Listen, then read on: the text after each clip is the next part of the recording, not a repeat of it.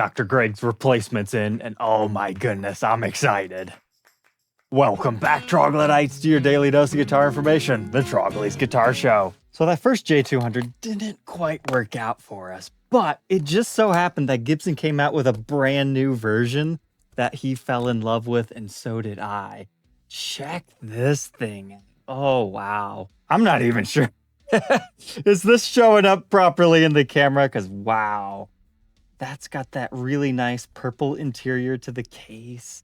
It's black and it matches that whole dark purple into a light pinkish purple hue. It's a little bit more red in person. But this one is part of Gibson's Custom Select series. So usually what that means is somebody at the Gibson garage was like, hey, I think this would be a cool thing to do. And they make a small amount of them. So you're going to notice, different from our previous J-200, we've got things like the old-timey Gibson logo, as well as the Grover Imperial Fancy Boy tuners. And then we have a purple bursted neck, but here's the real kicker here, not even the flame figuring. It's a three-piece back. This is figured maple and rosewood.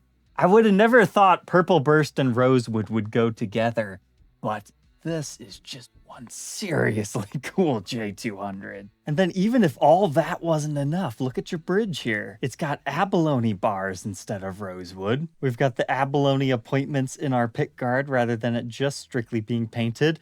We've got the purfling around our sound hole, as well as along our bound top edge. Our inlays are also abalone, but if you're not a huge fan of that, did you notice that they actually opted to leave the headstock just mother of pearl? I know what you're thinking. This was probably like a $25,000 guitar.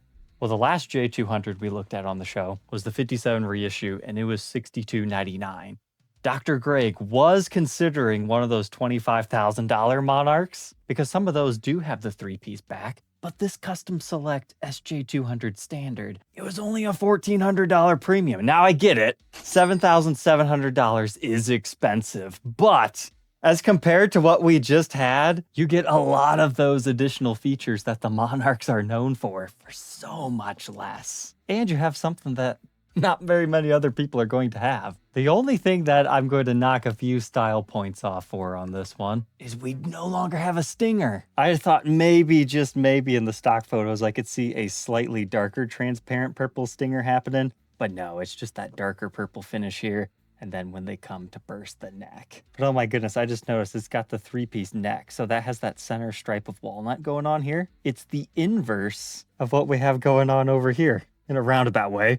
I'm sorry if it seems like I'm just gushing over this thing, but wow. I thought it was going to be, okay, it's definitely an improvement, but in person, whoever designed this, you did a fantastic job. But no more lift and reissue style case. Just in case you're curious, this one's 15 pounds. And we get all these goodies within it, consisting of a polishing rag, truss rod adjustment tool, strap button if you want to install it, Humidipack sample for 3 months, our pre-pack checklist and certificate of authenticity half booklet, our combo lock card, and the original shipping box tag just for fun. But that's not even everything yet. Let's go ahead and throw this one onto the workbench to take a deep dive, starting with our endoscope. When I first ordered this, I looked closer at the photos and I realized, yeah, this thing's going to be really cool when we look inside of it. So if you're curious why this looks so different, remember that last one was a maple back and sides, whereas this has the rosewood construction. But being a three-piece back, you've got some pieces of rosewood there before you get that maple center stripe going on that appears to have some bracing running over top of it to give it a gluing area, would be my guess. And then you get the mahogany kerfing. There's just so many cool colors of woods going on here, including another little mahogany block down here to put your LR bag system in it. This is the VTC model this time, so that means we get a tone and a volume control. But right over here is our neck block. They also glue in your battery pack there. And you can see all the wires that lead to your electronics. But as per usual, your bottom strap button doubles as your output, and then that runs through the guitar, and it runs underneath the saddles and incorporates into there. And wow, it looks like they're using a piece of figured maple for that. That's pretty sweet. And then you can see our element right here, right underneath our saddle. Oh, pretty cool stuff. What I'm looking for right now is like glue, seep out, anything like that. This appears to be really cleanly crafted. Pat yourself on the back, Mr. Craftsman. Okay, maybe a little bit right there, but it's very mild. And now that I'm really looking, there's some there too. They had to slice away our kerfing a little bit right there for our bracing. And in my last acoustic episodes, I had received some requests to take a better look at some of the bracing system to see how much and what kind of scalloping has been going on here. So I'll go ahead and show you that a little bit right here. I'm not necessarily an expert on what looks good and what not in that category, but it appears we've got some sort of an X bracing system going on. But here you can see some sculpting along the edge. Ooh, a mystery hole. That's like right before the neck goes in. I wonder what that's about. And there we go. That's what I was looking for. If you look long and hard enough, you can find the model name in here. So J-200 right along that bracing. I'd forgotten to look for that in the other episodes. So hopefully this gives you guys some sort of an idea of the top side.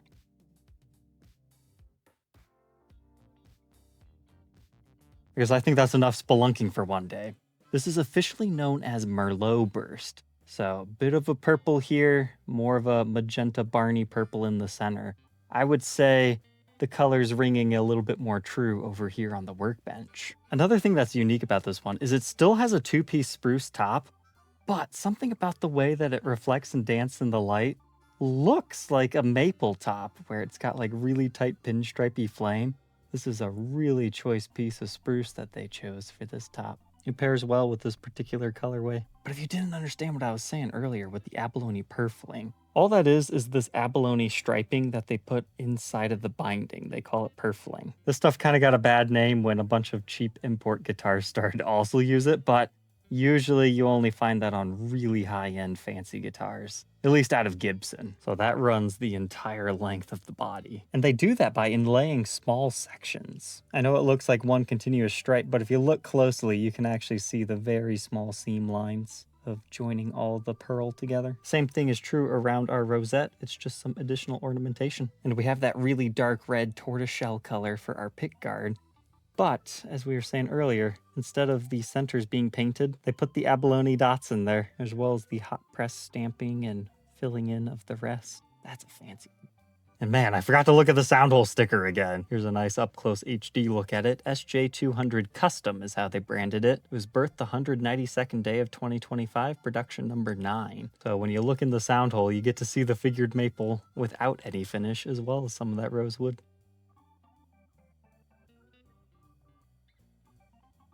But I'm really glad I threw this on the Workbench before playing it because I didn't even realize this. We've got an ebony fretboard and ebony bridge on this baby too. Usually it's rosewood on SJ-200s, so this one has been stepped up more so than just our 4-bar abalone bridge and 2 small side dots. Ebony's just such a smooth and fine wood. And then this is that undersaddle piezo system. And here's our stock saddle. This is made out of bone. Pops in and out fairly easily. And just like our last one, our end pins are also made of bone. But I'm curious if this is where the inspiration came from for this guitar. You see how rosewood almost has a slight purplish hue to it in its bare natural state? Maybe that's why they were like, hey, why not purple top, rosewood back sides? As that is quite a decadent side profile shot, especially when you see the neck also being purple. And if you're curious about the finish on this one, do we have a bunch of orange peeling again? No, this one looks fine.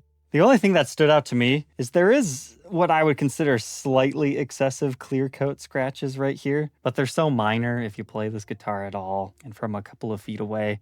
I don't think I would suggest replacing this beautiful example because of that, but ultimately I'll leave it up to Greg. That's certainly something you could choose to buff out if you wanted to, but this feels so new, like it's still a little bit sticky. I can tell this finish is not fully cured yet, so that's probably why those small marks probably occurred just in transit in the case, would be my guess anyway.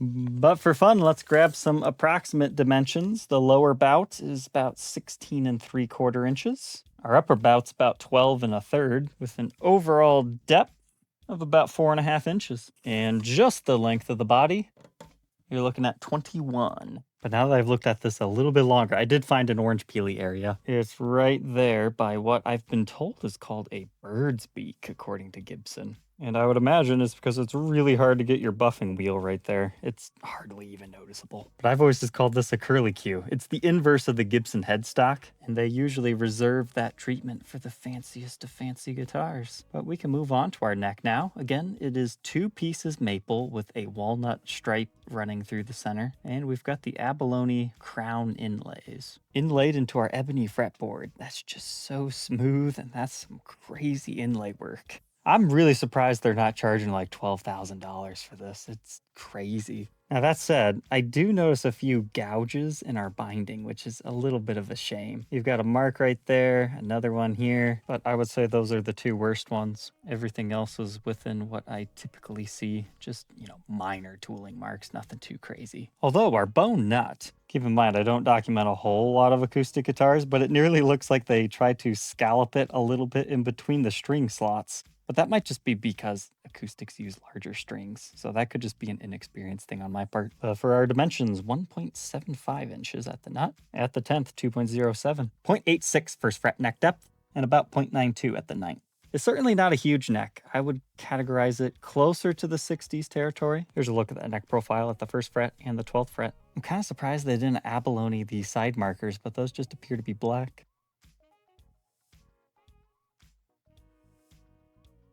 But now moving on to our headstock. See all the fanciness here.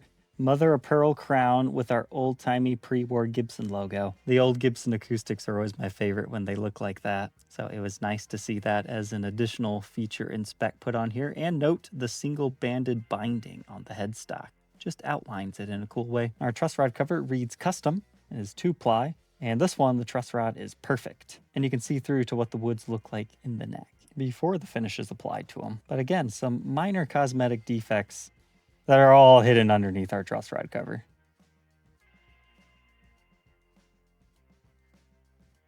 And now working our way onto the back. I've got to say, this was so understated in the stock photos on Gibson's website. It has that really nice dark bordered edge before you return to that kind of pinkish purple. It's just so royal. And according to the few viewers who chimed in when I asked, what is this little decorative stripe called? Apparently they're just back straps. If you get really close, that design is inlaid out of small wooden pieces. It looks like a little chopped up spruce to me, but I could be wrong. But it is tapered. It starts off smaller and then goes larger. I think they do that to match the neck, and then our color continues on like that. But rosewood, outside of being beautiful, just changes the tones. So far, I'm noticing that this one's a lot more thunderous than the first one is the best way to put it. It's got a lot of bass attack. And other than our output jack down here, it's important to note that where they join the 2 pieces of rosewood, they put another cap over there of binding material, and that they utilize 3-ply binding along the edge. Man, that's so trippy. Seeing this up close, purple and rosewood, interesting combo.